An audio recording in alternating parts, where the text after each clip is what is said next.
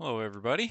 Kind of a shorter video here, I guess. I just want to touch on a couple of things for 2024 with Medicare. So, the first one being common question. Everybody wants to know the premium for Part B. So, as you may or may not know, if you paid taxes, you or a spouse, paid taxes for at least 40 quarters, or basically 10 years on Part A, that does not have any additional premium because you paid taxes, you or your spouse paid taxes for long enough. Now, Part B, everybody has to pay for.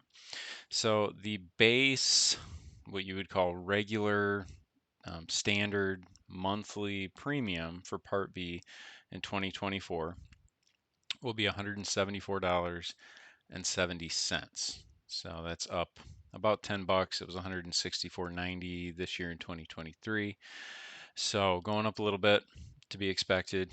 And then the deductible for Part B. So depending upon what Medicare plan type you have, you may or may not have to pay into this deductible. That deductible for Part B will be $240 next year in 2024. So this year it was 226, going up 14 bucks for next year. Again, to be expected. Costs and stuff go up year over year. What you pay on that Part B, remember, if you are someone where you are paying a higher amount towards your Part B, that simply means your tax return. Remember, they're always looking back 2 years on your tax returns, looking at the income number there, modified adjusted gross income.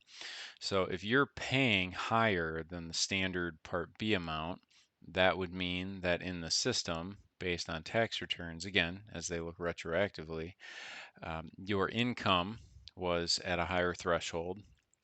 And so that would be why your Part B payment is higher. That can also be applied to the drug coverage. If someone was a high earner, they might pay more on a drug plan premium. It's added on to that. So definitely something to keep in mind on that coverage. Also, going into 2024 with drug coverage, a thing to note, they have put in a standardized benefit beginning January 1st, 30-day supply of insulin types is capped at $35 all year round.